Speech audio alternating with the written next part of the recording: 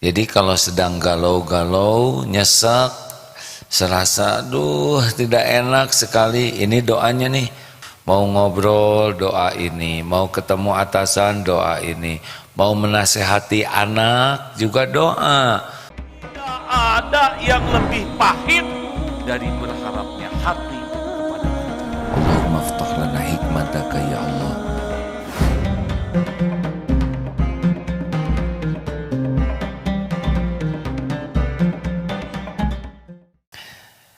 Hari ini adalah hari Selasa, biasa kajian tentang doa. Ya, kita akan membahas tentang surat Toha ayat 25 sampai 28.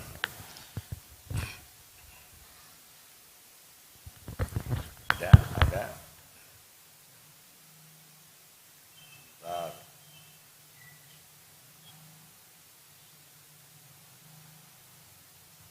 Sudah ketemu belum ibu-ibu, bapak-bapak? Ini doa yang sangat sederhana tapi dahsyat ya. Ini adalah doa ketika Nabi Musa menghadapi Firaun. Jadi doa ini banyak manfaatnya. Surat Toha ayat 25 sampai 28. Qala rabbi shrahli sadri, ya Allah lapangkan dadaku. Jadi dada ini bisa sempit, bisa lapang, dan yang kuasa melapangkannya adalah Allah Subhanahu wa taala. Rabbi shrahli sadri. Kenapa hati sempit? Hati sempit bisa karena takut, bisa karena cemas, karena bisa sakit hati, ya hati jadi sesek. Hati sempit karena kita prinsipnya hati sempit karena disempitkan oleh Allah. Kenapa disempitkan oleh Allah? Karena kita biasanya berharap dan takutnya kepada selain Allah. Makin berharap kepada selain Allah, makin menyempit hati itu. Tapi makin berharap dari Allah, makin lapang. Dan Allah tahu isi hati kita. Wa huwa alimum bidatis sudur. Jadi kalau sedang galau-galau, nyesek, serasa aduh tidak enak sekali, ini doanya nih. Rabbi shrahli sadri. Lalu ayat selanjutnya, wa yassirli amri. Mudahkan urusanku ya Allah. Semua urusan kita diketahui oleh Allah dengan sempurna. Tidak ada satupun masalah yang kita hadapi yang tidak diketahui Allah. Tahu kenapa? Karena terjadinya juga dengan izin Allah. Jadi Allah tahu persis masalah kesehatan, masalah psikologis kita, masalah keluarga, masalah finansial, masalah pekerjaan, masalah hubungan sosial. Pokoknya masalah apapun Allah tahu. Bukan hanya tahu masalahnya saja, tapi Allah juga tahu persis solusi terbaik. Jadi kan maaf ya, ini kalau dilihat dari depan ini wajahnya bukan wajah-wajah bermasalah ya, tapi wajah-wajah banyak masalah ya. Masalah itu bagian dari karunia. Yang jadi masalah itu adalah bukan masalahnya. Yang jadi masalah adalah salah menyikapi masalah.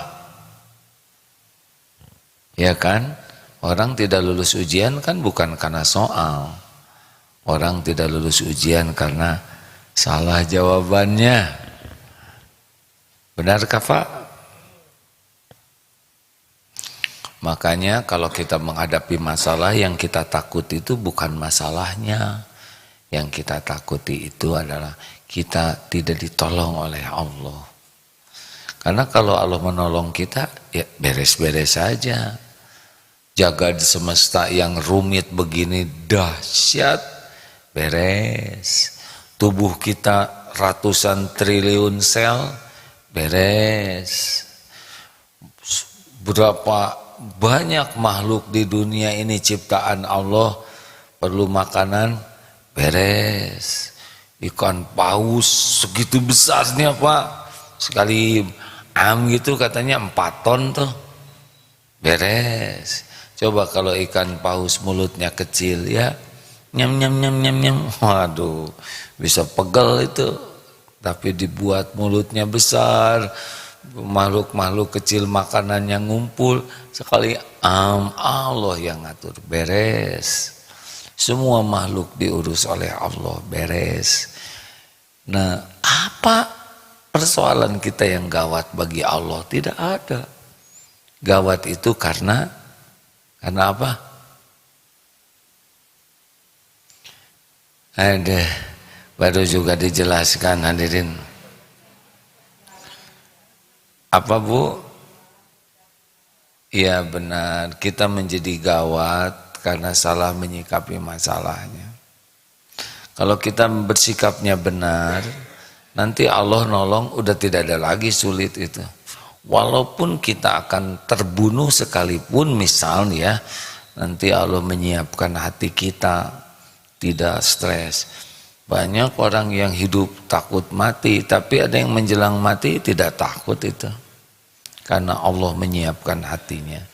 Makanya Rabbishrahli sadri wa yassirli amri. Ada yang susah tidak bagi Allah di dalam menyelesaikan persoalan hidup ini? Kan? Ada yang susah tidak? Innama amruhu idza arada syai'an ayyaqula lahu kun fayakun. Dah, kalau Allah mau bereskan, beres. Nanti ada jalannya, ya. Kalau Allah mau menyembuhkan lewat obat, nanti obatnya ketemu dengan kita. Kalau Allah mau menyembuhkan lewat dokter, nanti ada dokter yang didatangkan mengobati kita. Kalau Allah mau menyembuhkan lewat doa, nanti ada yang ngedoakan. Kalau Allah mau menyembuhkan lewat doa sendiri, nanti kita dibimbing bisa berdoa. Pokoknya syariatnya juga sebabnya itu Allah yang menciptakan. Wah, saya ingin berangkat umroh, daftar ya. Tapi saya tidak punya uangnya. Ya sabar ya.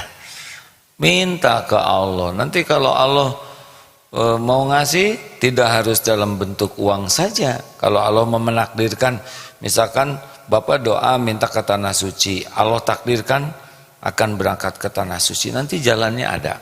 Bapak Ibu tahu enggak, sebagian besar yang berangkat haji dan umroh ternyata tidak bayar sendiri.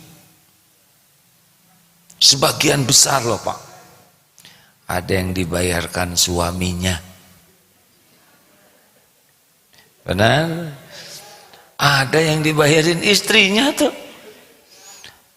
Dibayarkan orang tuanya. Ada yang dibayarkan anaknya. Ada yang dijamu oleh menantunya. Ada yang dibayarkan majikan. Pembantunya mau umroh, majikannya belum. Ada yang dibayarkan oleh kantor.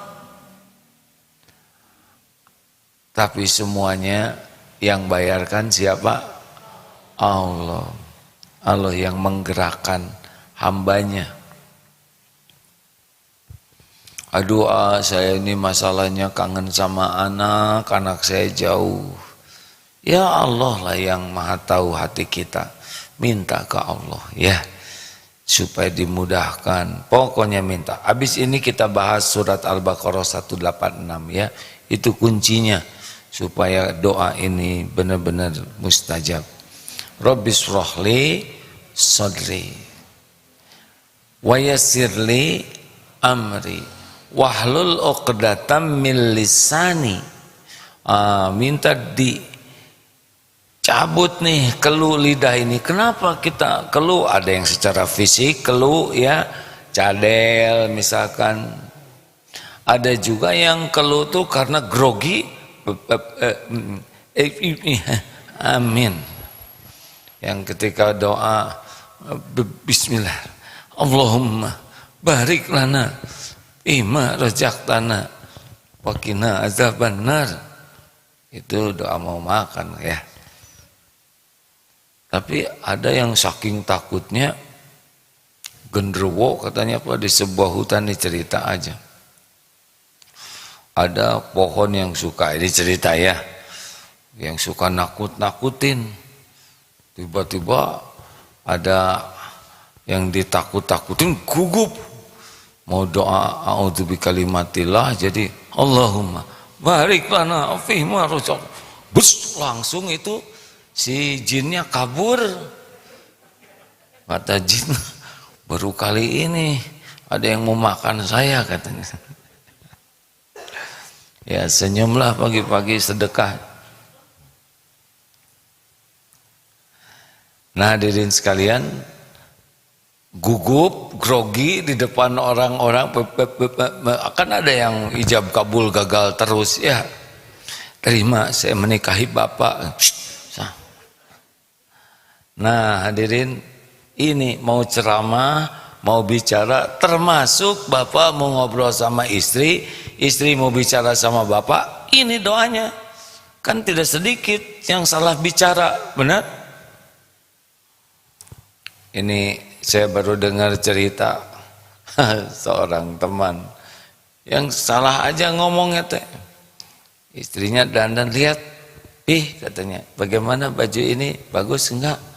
Kelihatan lebih langsing ya. Oh iya, Mi, kelihatan lebih langsing. Apa? Berarti kemarin gendut dong. Salah Pak, padahal cuma ngejawab sama. Apa katanya begitu? Kan salah terus kalau lelaki biasanya gitu ya. Cakepan mana? Saya sama dia. Di undangan tuh. Kenapa ngelihat itu perempuan itu terus? Emang dia sama saya cakepan siapa? Atau cakepan ibu, Bu? Bohong. Gak percaya Pak. Jujur ya bohong, gak jujur. Makanya daripada salah terus lebih baik Rabbis rohli sadri wa yassirli amri wahlul uqdatam min lisani yafqahu qauli. Nah ini gongnya, supaya perkataannya ini dipahami. Dah buat apa ngomong panjang lebar nggak ada yang paham ya. Rasulullah Shallallahu Alaihi Wasallam bicaranya pendek, sedikit, tapi maknanya besar. Kita bicara panjang lebar, jangankan orang lain yang mengerti, kita sendiri nggak ngerti apa yang kita omongin. Itu kan masalah besar. Nah inilah doanya, coba ulangi. Rabbis rohli sadri wa yassirli amri wahlul uqdatam min lisani yafqahu qauli. Ini mau bicara sama atasan, ini keluarkan doanya. Mau bicara, mau pidato, mau ceramah, Rabbis rohli sadri wa yassirli amri wahlul uqdatam min lisani yafqahu qauli. Karena ini untuk diri ya, jadi tidak harus dibaca di depan orang. Karena kalau Rabbana itu kami, tapi kan ini Rabbis rohli sadri ya, sendiri. Jadi kalau doa untuk sendiri ya pribadi saja. Kalau untuk sama-sama Rabbana atina fid dunya hasanah, itu diaminnya sama-sama ya. Nah kapan saja ini digunakan? Ya setiap hati galau, tidak enak, perasaan gak nyaman, Rabbis rohli sadri. Kita menghadapi urusan-urusan apapun urusannya ya. Wa yassirli amri wahlul uqdatam min lisani yafqahu qauli. Mau ngobrol doa ini, mau ketemu atasan doa ini, mau menasehati anak juga doa. Bisi nasihatnya itu ngebeliut ya, diam, sabar, Innallaha ma'as-sabirin. Gitu hadirin. Oh, kata anak, innallaha ma'as-sabirin itu artinya marah, melotot. Hati-hati nih hadirin, bicara dalil gampang. Yang tidak gampang adalah mempraktekannya untuk diri kita sendiri.